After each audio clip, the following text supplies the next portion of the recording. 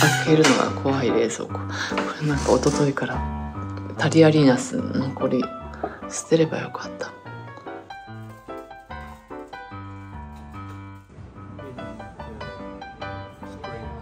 海外で就活するとポイント。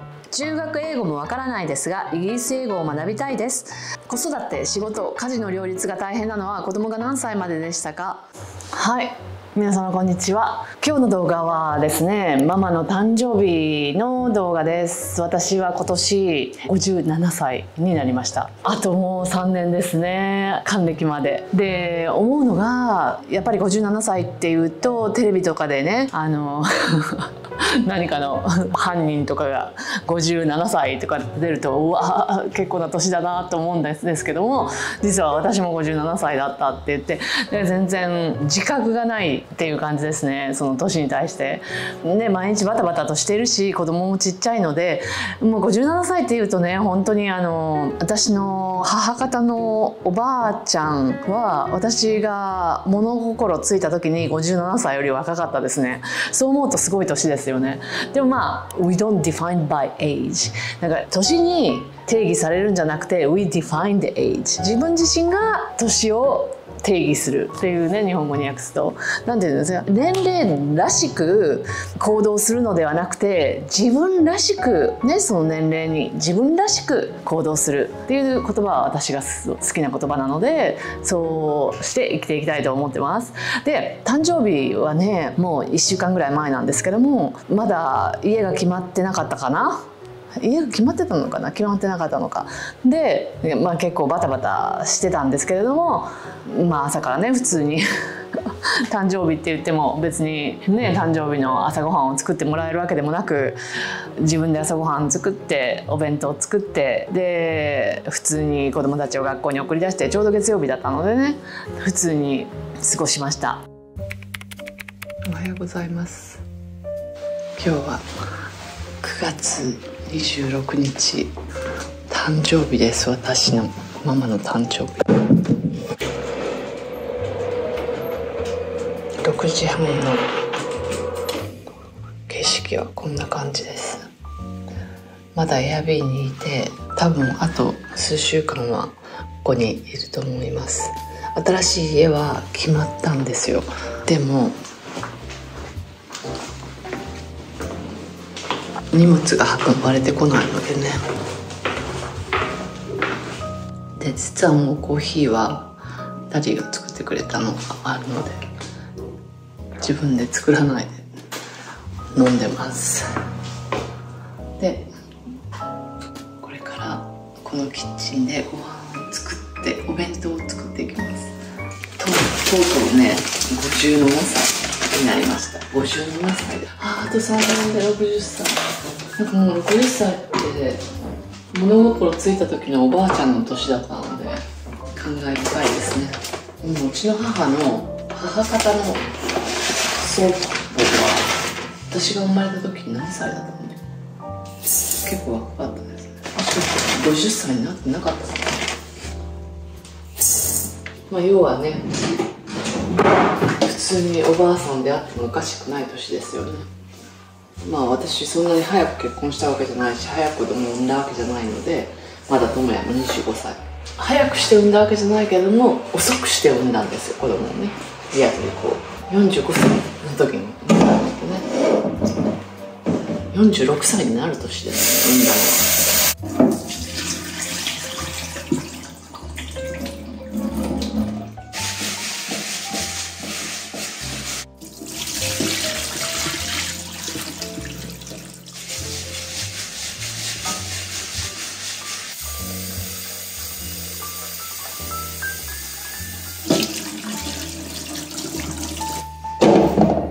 本当に鍋炊きご飯がもう慣れてしまって、本当に楽ですね。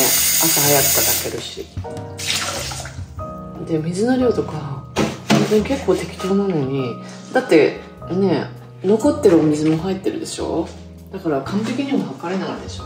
もちろんね、こして水を全くなくして入れればいいんですけど、そんなこし器とかないので、こうそのめんどくさいことはって言っちゃいそうでした。まあ古式とかあればもちろんするんでしょうけどね。いくら私でも沸騰するまで待ちます。今日は何にしようかな。どんなものがあるかお見せしましょうか。唐揚げがあったかな。餃子です。あ、唐揚げがあったので、あ、これは餃子だ。餃子と唐揚げどっちもにしようかな。そうしようかな。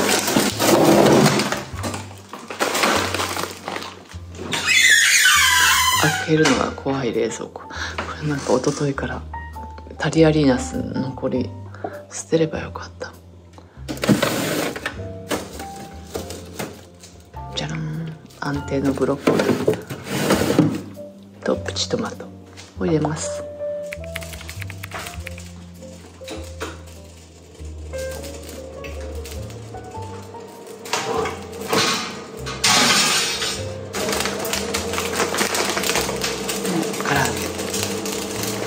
なんかね、味の素の唐揚げよりも少しガーリックが強い気がする。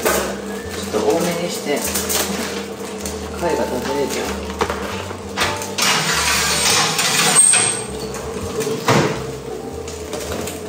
2日ぐらい前のタリアリナス、それほど全然腐ってない匂い的に。でも食べない、もちろん貝だからね。ガーリックとか入れたからじゃないですかね。で、あと貝のね、液がすごい良かったので、もったいないですか。もうすごいですよね。普通のこのポンディスっていうスーパーにまで超美味しいフレッシュなタリアリナスとかが置いてあるので、すごくないですか。すごくないですか。寒い？冷たいの食べたからね。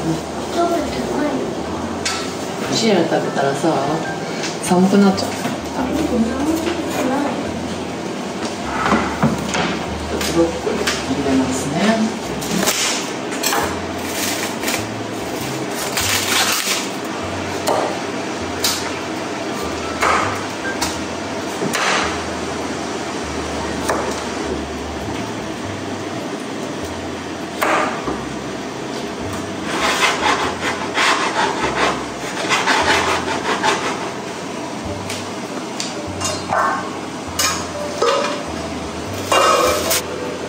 ご飯が多分もう炊けたので、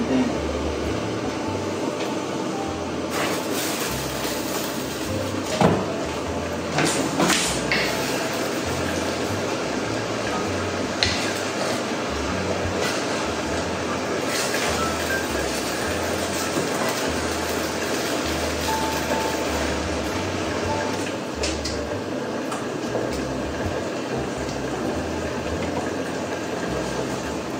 ブロッコリーが終わって、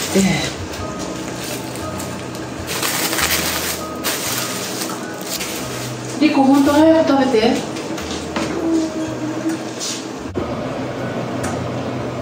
茹で上がりブロッコリーなんか言葉が出てこない。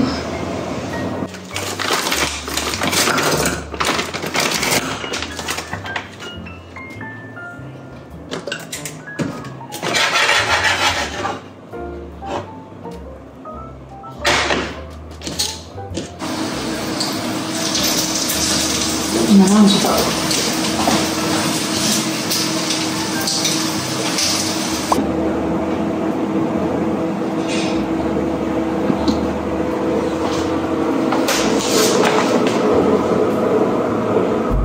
出来上がり。で、夜はあれ何をしたんだろう。ちょっともう本当に思い出さない。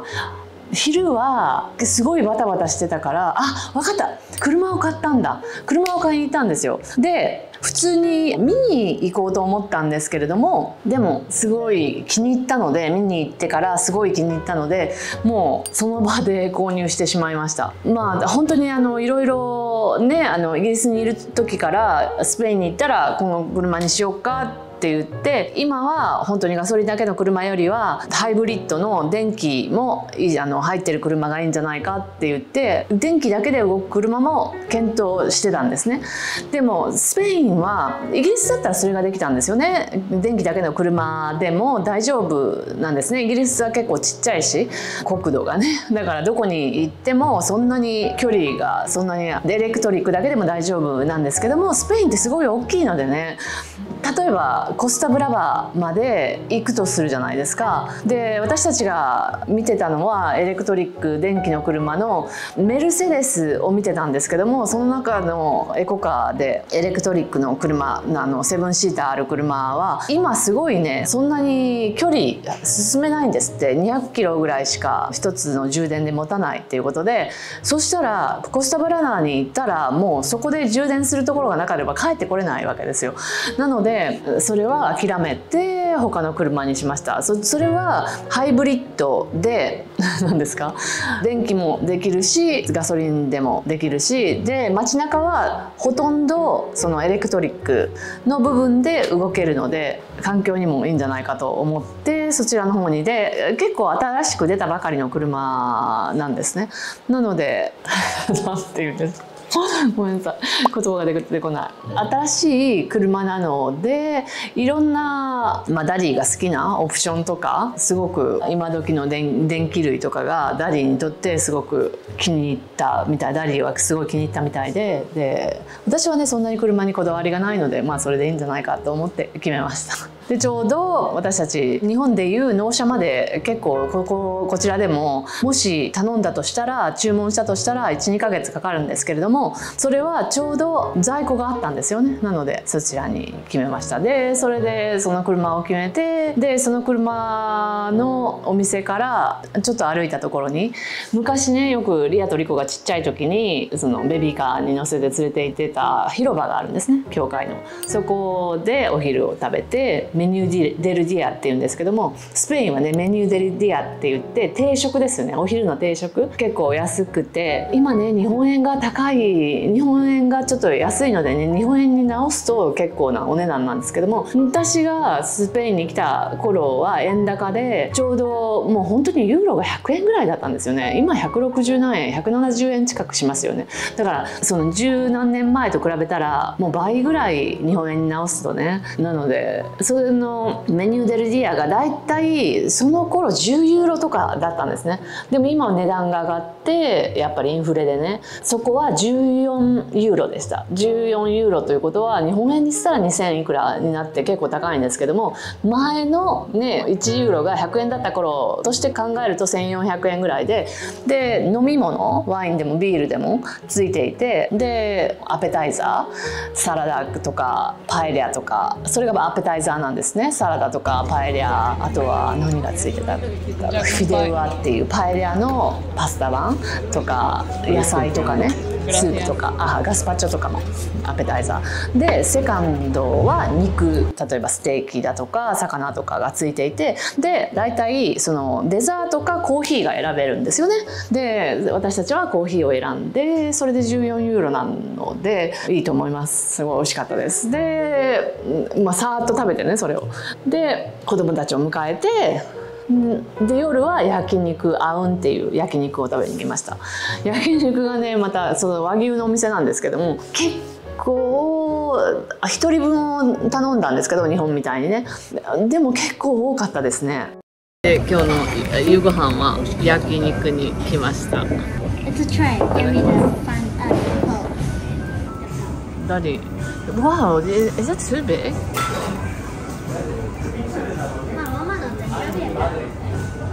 So hard to feel. これさ、こういう風に撮ってさ。In the watch a video while you're driving. I don't think the system will be. 今日の記念すべきことは、家にサインをして、あとね車を見に行ってそこで買いました。後ろに USB-C チャージングとカップホルダーなんだよ、一番後ろ。あ、本当にすごいやん。あとバーカーズは BIP らしいです。いやこれはママので、これがあら、あ、is this yours, Karen? これが赤いのじゃん。これママの。すごい。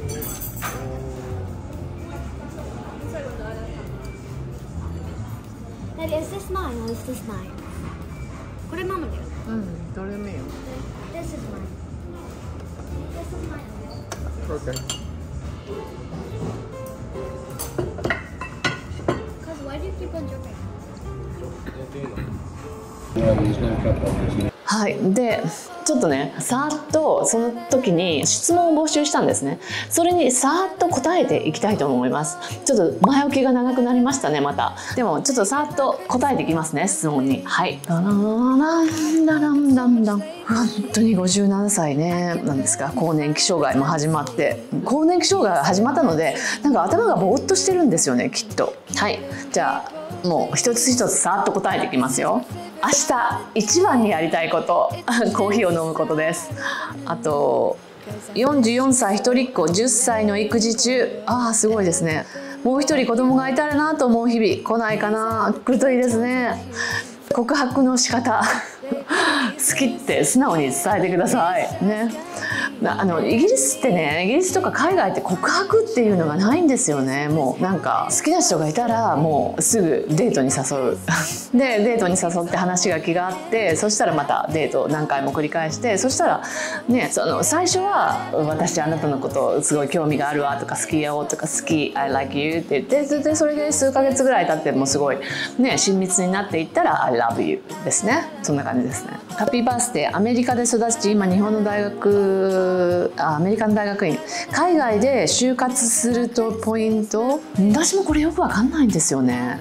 難しいと思いますね。もしワーホリとかあとインターンとかで海外に来てそれでそこに残るっていうパターンが楽なんじゃないかなと思います。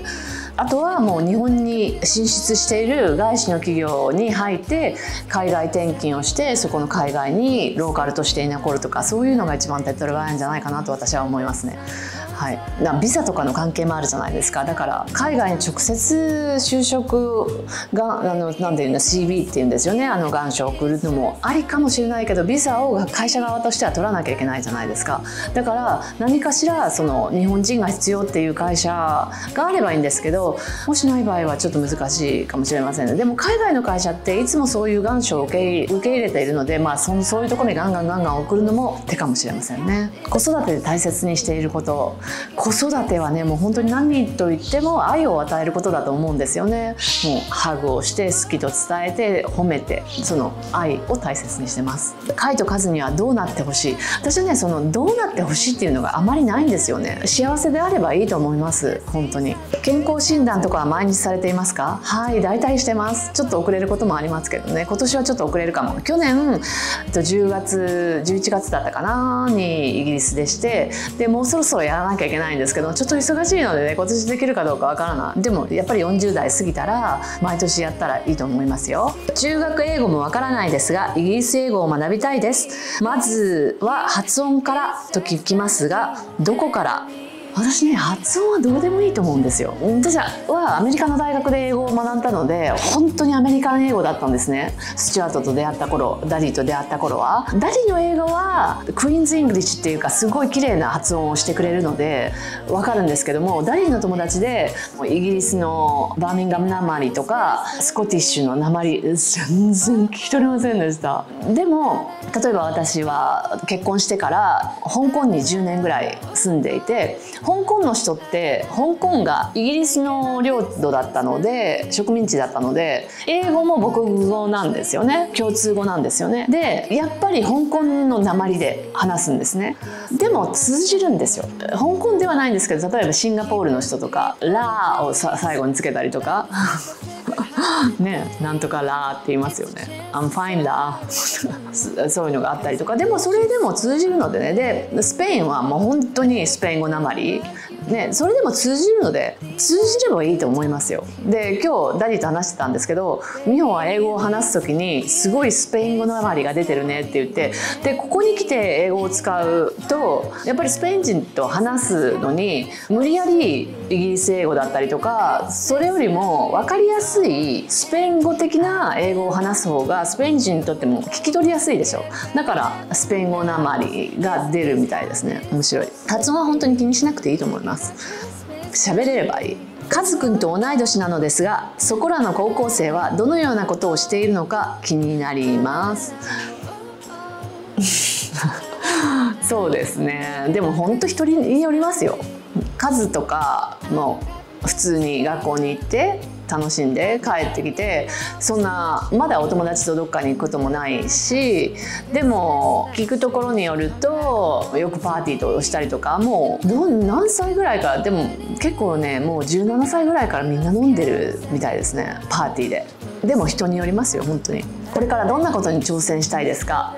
いっぱい挑戦したいことはあります。今ね YouTube で日常を発信しているんですけども、今回はバルセロナにいるのでバルセロナの情報を発信したいし、バルセロナにいる日本人の人とコラボしていろんなトークとかの動画も撮りたいし、旅行したら旅行の動画も撮りたいし、あとね心理学を学びたいなと思ってます。だから皆さんも私もね57歳でいろいろやりたいことがあるので、皆さんもっとねいろんなことに挑戦してみたらいいと思いますよ。いつも素敵なママさん、普段身につけているジュエリー時計を知りたいです。そうですね、私もねなんかね本当に子供がちっちゃい間はジュエリーとか身につけれなかったんですけれども、なんか最近ねすごいハマってるジュエリーポメラートです。持ってきましょうか。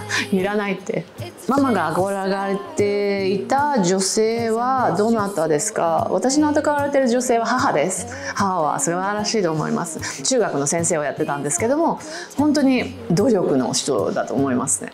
あと知識も豊富だし、努力家、知識も豊富。彼女によって家がなってたっていう感じで、私が結婚する前に亡くなったんですけれども、中学の教師を退職してすぐ亡くなったんですね。一緒にイタリア旅行して、その後結構すぐ亡くなってショックだったんですね。それがきっかけで私も早く結婚して早く子供を作りたいと思ったの。やっぱり彼女がいてのファミリーだったから、私がいてのファミリーを作りたいと思ったんですよね。だからもし彼女が、私の母が亡くなってなければ、私もそんなに早くじゃないですけどね、もう30過ぎてたので、そんなに家庭を作りたいと思わなかったかもしれない。自分の料理の中で一番家族に好評だなって思っているものは何ですか？唐揚げ、ステーキ丼、とんかつ、何でもですね。子供たちなんかすごいありがたいのは、子供たちすごい褒めてくれるんですよね。どこの唐揚げを食べてもママの唐揚げの方が美味しいとか、どこのケーキを食べてもママのケーキが美味しいとか、